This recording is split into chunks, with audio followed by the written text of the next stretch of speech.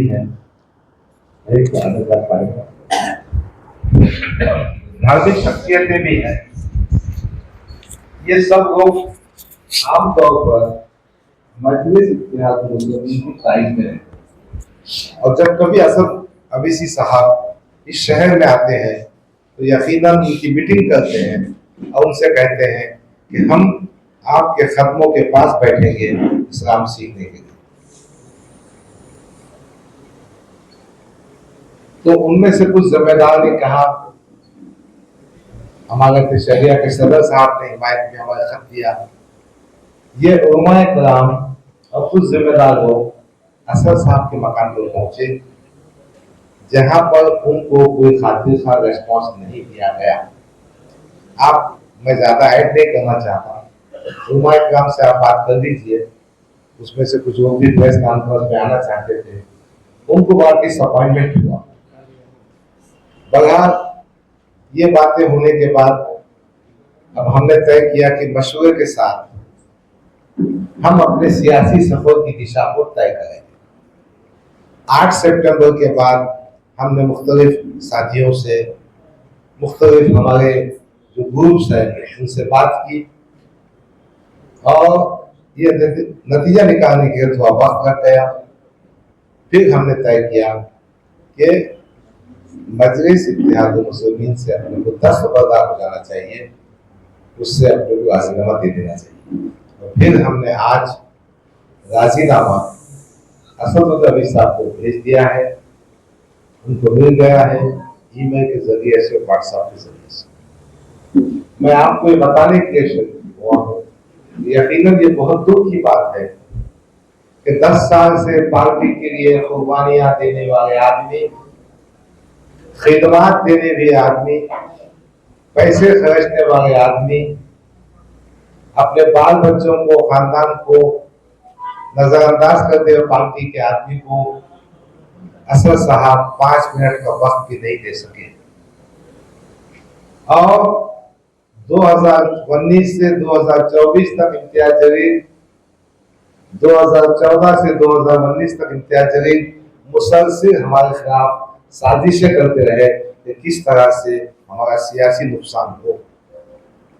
इस मंजर में मुझे ये इस्तीफा भेजना पड़ा।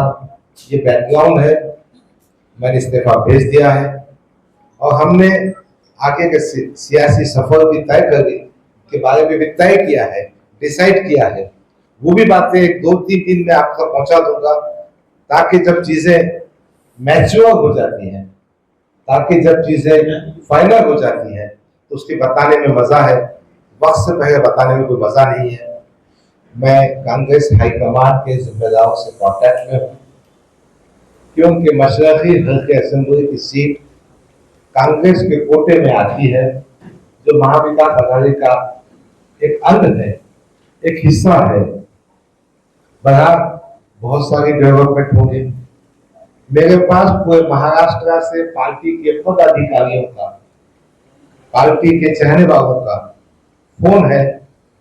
अभी अभी नांदेड़ से फिरोज गागा जो मराठवाड़े के अध्यक्ष हैं, एक माजिद बशीर साहब जो मराठवाड़े के सेक्रेटरी हैं, हमारे नागपुर के साथी हैं, हमारे विदर्भ के साथी हैं, मुख्तलिफ जिलों के साथी हैं, वो सब कह रहे हैं कि डॉक्टर साहब आपके साथ हम भी पार्टी छोड़ना चाहते हैं।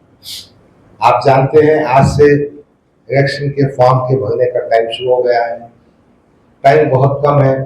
मुझे भी मेरे इंतखाबी सिलसिले में भागदौड़ करना है। इन तमाम साथियों को मैं जमा किया होता और इंशाअल्लाह ताला मेरे इस्तीफा के बाद महाराष्ट्र में काफी पद अधिकारियों के इस्तीफा की बारिश शुरू हो जाएगी, क्योंकि ये सब लोग जानते हैं कि इम्तियाज जलील सिर्फ खुद को बड़ा करने के लिए देवेंद्र फडणवीस के इशारे पर मजलिस इत्तेहाद मुस्लिमीन को कमजोर कर रहा है। हमारी बदकिस्मती है, it is unfortunate for me, I can not explain this to Asad Owaisi. और असद अवीसी साहब के कान में जो जहर भर दिया है इम्तियाज जलील ने, वो निकालने में नाकाम रहा। बहरहाल ये तमाम बातें आपके साथ शेयर करना थी। मैंने इससे पहले बहुत सारी बातें कही थी। मैं आपके साथ सुकून से बैठता हूँ। आपके जहन में जो भी सवाल होगा या मुझे कुछ और कहना होगा तो मैं कहूँगा। यकीनन आप ही के माध्यम से हम जनता में हमारी बात को पहुंचा सकते हैं। एक बार फिर मैं आपका शुक्रिया अदा करता हूँ। और आप में से किसी को जो सवाल पूछना है एक के बाद एक पूछिए। मैं कोई बड़ा नेता नहीं हूँ, मैं बहुत छोटा नेता हूँ और आपके बीच में रहता हूँ, इसलिए आप बात को खत्म होगा। आपने जो आरोप किया की इम्तियाज जलील हे देवेंद्र फडणवीसांचे इशाऱ्यावर नसतात, तर इशारे कशा कशा स्वरूपाचे असतात, आतापर्यंत किती वेळा इशारे केले गेले आणि त्याच्यातून काय काय झाले आता? देखो, जिस हल्के असेंबली से मैं इलेक्शन कंटेस्ट करता हूँ वहां देवेंद्र फडणवीस का चहेता अतुल सावे इलेक्शन लड़ रहा है। अभी 2019 में युति जो टूटी, मेरा मानना है कि देवेंद्र फडणवीस साहब की मदद करने की युति टूटी। अभी एक छोटी सी मिसाल देता हूं मैं। अभी 2019 में अतुल सावे वंचित से युति होने के बाद बहुत परेशान था, तो हमारे जो असेंबली कंस्टिट्यूंसी की जो ऑर्गेनाइजेशनल बॉडी थी, इलेक्शन से 1-1.5 महीना पहले इम्तियाज जलील ने महाराष्ट्र बनने पर डिसॉल्व कर दिया। ऐसी क्या अड़चन थी इम्तियाज जलील को डिसॉल्व करने की? सियासत हमको भी समझती ना भाई। और पूरे महाराष्ट्र में समाजवादी की युति होती और महाराष्ट्र में होने के बाद औरंगाबाद में करीम भोगेश उम्मीदवार बन के आता और उसके आगे पूरे कारपोरेटर्स को भी उन्होंने मेरे खिलाफ लगाया। वो बेचारों के बहुत हक मांगा हुआ है उसने। दानवे के इलेक्शन में पैसे गया, पैसे दिया नहीं उनको, बहुत सारी बातें हैं, मगर ये चीजें तो सामने है ना घटनाक्रम। और उसके आगे सुनो ना मेरी बात, अभी बात कंप्लीट कर दूं। अभी एक ही आदमी सब सवाल करेगा तो मुश्किल हो जाएगा ना। जवाब दे दो मुझे। अभी देखो ना, मशरक़ी हल्के असेंबली में पार्लियामेंट में 89,000 वोट एमआईएम को मिले। अब हमको टिकट नहीं देने का मतलब असद साहब को इस बात पे तैयार करने का गफ्फार खातरी को मशरक़ी से टिकट ना दिया जाए। क्या वजह है भाई? वजह सिर्फ इतनी है, एक सक्षम ताकतवर उम्मीदवार या तो ना आए या तो उनकी खुद की नीयत थी कि मैं वहां आ जाऊं। अभी तो मेरा मानना यह है कि एमआईएम, ये तो उनका डिसीजन है, एक कमजोर कैंडिडेट देना चाहती ताकि कहीं ना कहीं अतुल सावे की मदद हो। अभी मैं आपको छोटी सी मिसाल देता हूं। चांदीवली में आरिफ नसीम खान के खिलाफ इमरान कुरैशी को खड़े करे, 800 वोट गया, आरिफ नसीम खान 399 वोट से हारा। अभी कामठी में जो बावनपुरे साहब की कंस्टिट्यूंसी 2019 में आएगा, शकीबुर रहमान बैठा था मैं नया, वो कामठी में रहता है, आएगा प्रेस में भी आके कहेगा। इम्तियाज जलील जबरदस्ती टिकट दिया ताकि कामठी की सीट, मैं आपके माध्यम से कहना है, ये अपने आप को शाहगंज का टावा बहादुर बोलता ना इतना, अगर तेरे में दम है जा फडणवीस के खिलाफ साउथ वेस्ट नागपुर से चुनाव है, नांदेड़ चुनाव की क्या बात करेगा? मगर हमारे मोहतरम इम्तियाज जलील साहब कहीं ना कहीं देवेंद्र फडणवीस की हिमायत का काम कर रहे हैं। मैंने तो इससे पहले भी कहा था कि हम में से किसी का फोन तो उठाते नहीं, मदद तो करते नहीं, उनकी मदद करते हैं। बहुत डिस्टेंस से भाई भाई हमारी कोशिश चल रही, इंशाल्लाह हो जाएगा। इलेक्शन तो भाई से नहीं, सुनो, ये दानवे साहब का अंबादार दानवे का जो विधान परिषद का चुनाव था ना, तो मेरे पास कुछ कैलकुलेटर्स पहुंचे थे। उनकी शिकायत ये थी, ये पट्टे ने होलसेल में सौदा करके रख दिया। कितने और सुनो ना, मुझे एग्जैक्ट फिगर नहीं मालूम, और वो जो कारपोरेटर्स की तलतलाहट थी, उनकी जो परेशानी थी कि उनको हिस्सा नहीं मिला। भाई इस शहर में आप रहते हैं ना, अंबर के जो कुलकर्णी साहब, उन्होंने चुनाव लड़ा था, उनका भी पैसा होलसेल में जमा किया। एक काम है, पैसा जमा करने में हमारा इम्तियाज जलील सबसे आगे है। अब आप पत्रकार हो गए, आपको तो अदुप होता होगा, बड़ा ये सब बातें थी। समझ में ये आता है कि इन तमाम बातों के साथ साथ वो हमको, और खासतौर पे पार्टी के उन लोगों को टारगेट कर रहे हैं जो कभी सियासी खतरों से आगे जा सकते। सवाल दूसरा ये है कि आपने पादरी साहेब सुनो, एमआयएम ला भाजपाची बी टीम म्हटलं जातं, हे खरंय का? एमआयएम भाजपाची बी टीम आहे की इम्तियाज जलील भाजपाची B team? Imtiaz Jaleel responsible है, इम्तियाज जलील मैनिपुलेटर है, इम्तियाज जलील कॉन्स्पिरेटर है, इम्तियाज जलील चीटर। अभी तो आन दो स्टेज, अभी चुनाव तो होंगे शुरू, अभी भी सिवाय सेटिंग के कोई काम ही नहीं है भाई। अभी एक भाई की बात सुन रहा हूं पहले। अजून एक प्रश्न आहे, तुम्हाला तिकीट दिलं नाही म्हणून तुम्ही असं बोलताय, ठीक आहे. तुम्हाला तिकीट मिळालं असतं तर तुमची ही भाषा असली असती? ऐकून घ्या, टिकट एक सेकंडरी विषय है। आदमी का आत्मसम्मान, आत्म क्या बोलते हैं, सेल्फ रेस्पेक्ट, उर्दू में कहते हैं इज्जत नफ्स होता है। मेरा बेटा मेरे बाजू बैठा है, कभी पॉलिटिक्स में मैं आता नहीं। वो इम्तियाज जलील का अपना स्टाइल है बेटे भाई को आने का। मेरा दामाद मेरे बाजू बैठा है, डॉक्टर उमर कादरी है, जो प्रोफेसर ऑफ मेडिसिन है। इनको भी इम्तियाज जलील ने अपने कारपोरेटर से तकलीफ दी थी। मेरा बेटा पॉलिटिक्स में आना भी नहीं चाहता, पॉलिटिक्स में है भी नहीं। उसने मुझसे कहा, अब्बा जी इतनी जिल्लत और बेइज्जती बर्दाश्त करने के बाद भी आप उस पार्टी में रहते,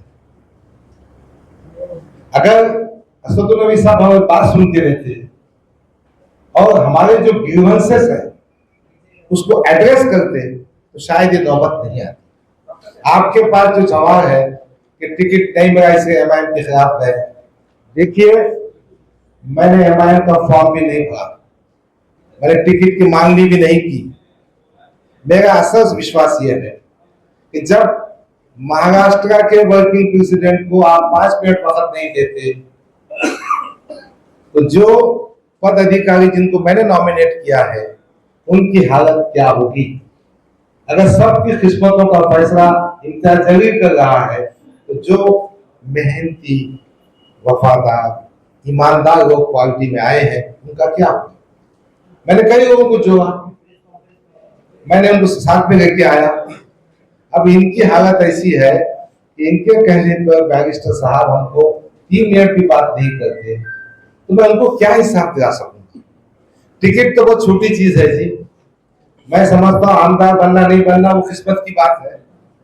ऐसे वैसे कैसे कैसे हो जाते और कैसे कैसे ऐसे वैसे हो जाते, उसकी बात मत कीजिए।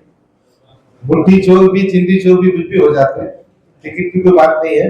अल्लाह ताला ने मुझे बहुत इज्जत दी है, इंशाअल्लाह ताला मैं अपने विखाल को, अपनी इज्जत को, सांगितलं की कशा कशा पद्धतीने तुम्हाला ओवी साहेबांनी भेट दिली नाही, एक प्रकारे अपमानित केलं। 10 वर्ष झालं तुम्ही मुस्लिम समाजासाठी एमआयएम साठी काम करत होता, अशा पद्धतीने जे अपमानित केलं तर मराठवाड्यातल्या मुस्लिम समाजाचा अपमान आहे का? आहे ना। तुम्ही याचा प्रतिसाद निवडणुकीमध्ये पाहू शकता। आता मी तुम्हाला सांगतो, एमआयएम ला जे मानणारा गट आहे तो आहे 18 to 30 इयर्स, ज्यांची वय 18 ते 30 वर्षापासून। मी एक ऑफिस उघडलेलं आहे मध्य चौकवर, छोटू चौक कंपाउंडवर। 100-150 ये नौजवान बच्चे आ गए भाई। मैं नवाबपुर में सिर्फ चाय पीने गया तो 150-200 बच्चे जमा हो गए। होटल में गए तो होटल की चाय खत्म हो गई। अभी मेरे पास मुस्तकिल फोन है। मैं दिल्ली में गया था, चूंकि अपने को सियासी तौर पर कुछ चीजें तय करना है, यहाँ नहीं था, आज सुबह की फ्लाइट से वापिस आया तो बड़ा ये बच्चों के इतने फोन है। अच्छा वो सब जानते, देखो इमोशनली एक स्टेज तक आप उनको अपने साथ में ले जा सकते हैं, मगर मेरा ऐसा मानना है कि आज के जो नौजवान हैं कहीं ना कहीं चीजों को समझ गए हैं और वो बड़ा गठ अपने साथ में खड़ा हुआ है। उन्होंने यहाँ तक कहा, भाई सुनो, तुम अपक्ष खड़ो, कोई भी पार्टी से खड़ो, हम तुम्हारा साथ देंगे। वंचित सोबत युती उठवण्याचं कारण थोडं सविस्तर सांगा. पहला पत्र इम्तियाज जलील जो लिखा था प्रकाश अंबेडकर, उसकी कॉपी मेरे पास है। काय होतं? एक मिनट में बात कंप्लीट करता हूँ। वो वंचित की पहली मीटिंग असदुद्दीन अवैसी साहब के साथ में कुछ 25-26 जून 2019 को उनके बंगले पर दिल्ली में हुई। मैं, इम्तियाज जलील, प्रकाश अंबेडकर, असद साहब, 4 ही आदमी थे। उन्होंने कहा सीटों के बारे में इम्तियाज जलील खत लिखेंगे। प्रकाश अंबेडकर का जो मुकाम है हमारे मेरे दिल में, मैं उनको आज भी बहुत बड़ा नेता, बहुत बड़ा मानता हूँ। एक तो प्रकाश अंबेडकर साहब बाबा साहब के नातू है और वैचारिक तौर पे बहुत मैच्योर आदमी है। अब चूंकि उस दिन तय पाया था तो इम्तियाज जलील ने जो खत लिखा, चुनके आने तक तो बोलता था प्रकाश साहब मैं आपका हाथ पकड़ के जाऊंगा। प्रकाश अंबेडकर हमारा नेता है। प्रकाश अंबेडकर की वजह से 1,50,000 वोट मिले। लिखता उन्हें, डियर प्रकाश अंबेडकर, पहला एड्रेस डियर प्रकाश अंबेडकर, मुझसे बोले how he is addressing to me. और पहले ही खत में कहा कि हमको 125 सीट होना चाहिए। बड़ा प्रकाश भाई से जिस तरह से ट्रीटमेंट किया गया, क्या होता है आदमी को, जब आप बहुत बड़ा भाई आप गोद में उठा ले गए। इम्तियाज जलील साहब उनकी तारीफ में, और जैसे ही अपना काम निकल गया, तुम कौन मैं कौन।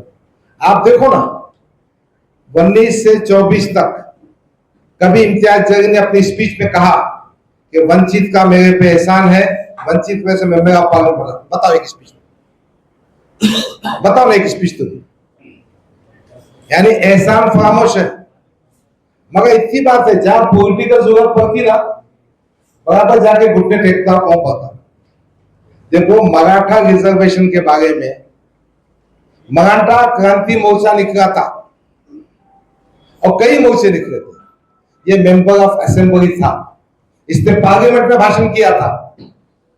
मराठा क्रांति मोर्चे में जो मोर्चे चलाने वाले लोग हैं, वहां फॉर्च्यूनर गाड़ी है, लैंड क्रूजर है, इनको क्या रिजर्वेशन की जरूरत है।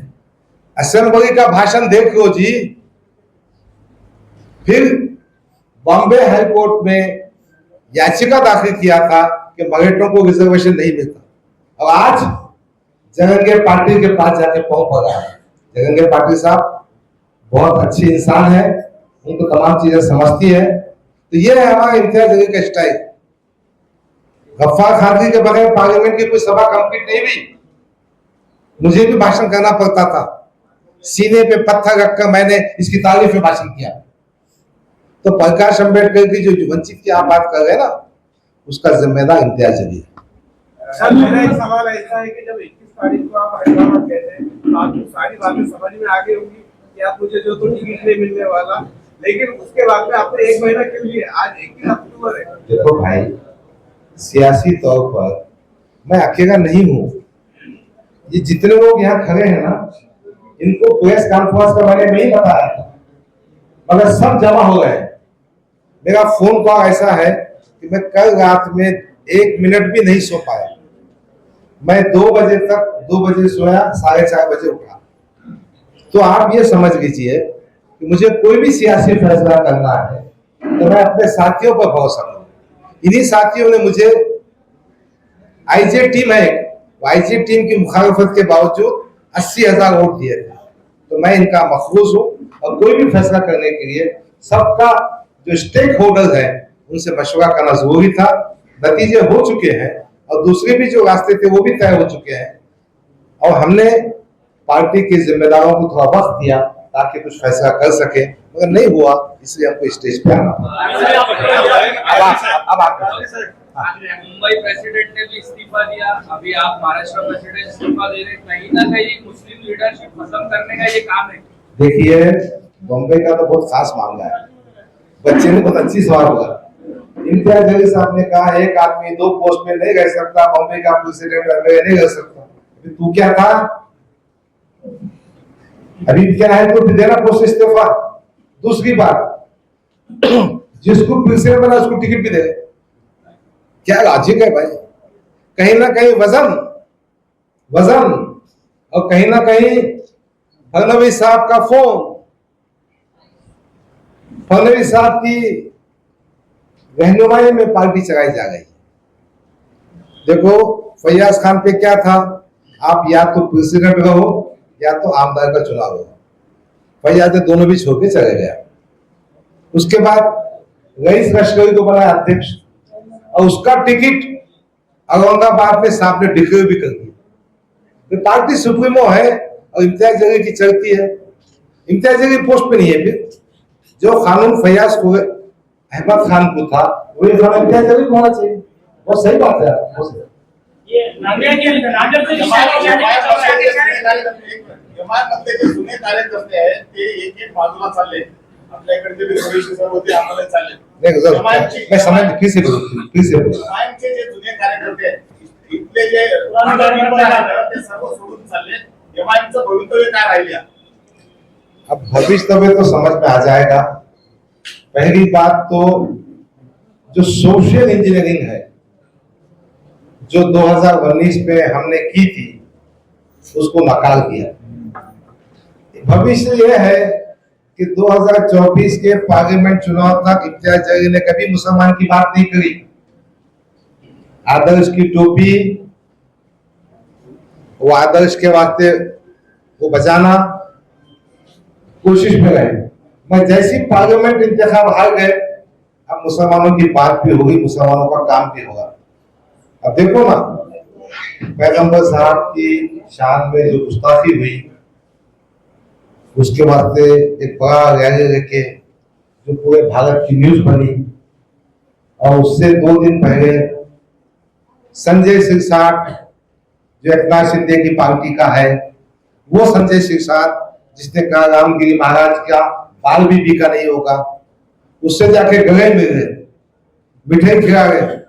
और ऐसा गले मिल गए, अगर कोई मुसलमान अपने धार्मिक पैगंबर मोहम्मद सल्लल्लाहु अलैहि वसल्लम की जो इज्जत पे छींटे उछालेगा, देखना पसंद नहीं करता, ये तो उसके घर को जाएगा, मिठाई भी खाएगा, गले भी मिलेगा, चिटकगा भी। बड़ा जान दीजिए नैतिकता के बारे में, आप इसमें ज्यादा कहना नहीं चाहता। अभी इंतखाबात जब आएगा तो बहुत सारी चीज बताऊंगा। आप जो है तो कांग्रेस पार्टी से इससे लड़ रहे हैं। आपके जो है तो प्रकाश अम्बेडकर साहब से भी ताल्लुकात बहुत अच्छे हैं, आप उनकी इज्जत करते हैं, तो क्या वो आपका सपोर्ट करेंगे? देखिए, वहां से अपना कैंडिडेट डिक्लेयर कर। अभी तो भैंस पानी में है। अभी कांग्रेस पार्टी का अगवा आप लोगों को अपनी एंट्री भी नहीं दी। अपन ने पार्टी की एक रिजर्वेशन दिया है, इसलिए दिया है कि उस पार्टी में एंट्री करने का है। उसके बाद वहां की जो हाई कमांड है या महाराष्ट्र की जो हाई कमांड है वो अपने टिकट का तय करेंगे। जब उम्मीदवार बनेंगे तो फिर प्रकाश भाई के पास जाके अपन मतलब ठीक हुआ है बात करेंगे। इससे आपका जो सवाल है वो जवाब आएगा इंशाल्लाह। डॉक्टर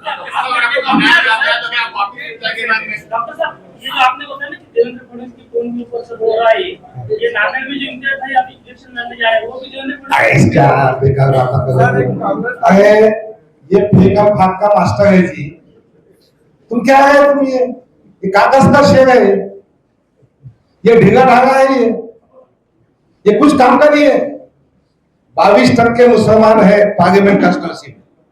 देखो हकीकत ये है कि ये देश में राजनीति समाजों के समीकरण पे चलती है। 22% पे तुम खासदार बनना चाह रहे, 13%, 14% जो वंचित था उसको हटा दिए और फिर बोलते एक मुस्लिम एमपी को ऐसा हो गया, यानी मुसलमानों में सिर्फ एक ही एमपी मुसलमान था, बाकी जो मुसलमान के लीडर है वो मुसलमान है कि नहीं, उसमें क्वेश्चन मार्क है। नांदेड़ का जो तुम बात कर रहे हैं ना, वो डराने के वास्ते है।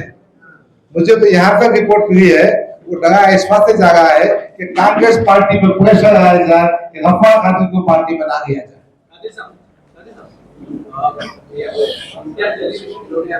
इलेक्शन करने का प्रश्न किया है, उनसे मतलब अरे वो सिर्फ बस समझ, वो अगर पूर्व से लड़ते हैं तो आप भी पूर्व से लड़ते तो आप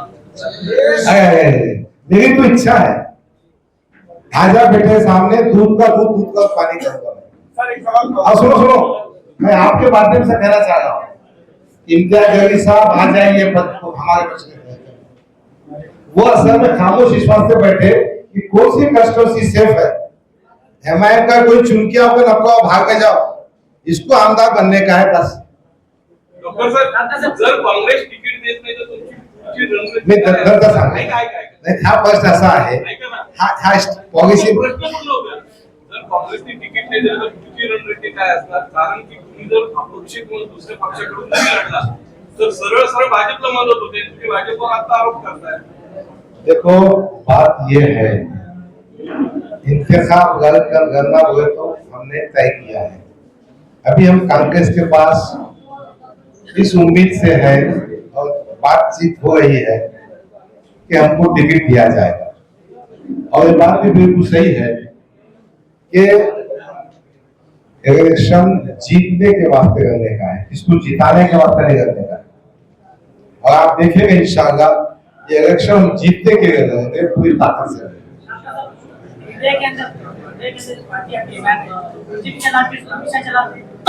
ये सवाल बहुत बड़ा सवाल है। अगर आपको फिर नया जाता है, आप फिर किया जाता है, तो क्या फिर आप जमाने में वापस जाएंगे? नहीं, नो नो नो नो, मैंने एप्लीकेशन नहीं दिया, मैंने आपसे आत्मसम्मान की बात कही, मैंने अपने सेल्फ रेस्पेक्ट की बात कही, इसलिए एमआईएम में जाने का, उनसे टिकट मांगने का, उनके साथ जाने की कोई इच्छा नहीं है और इंशाल्लाह नहीं होगा।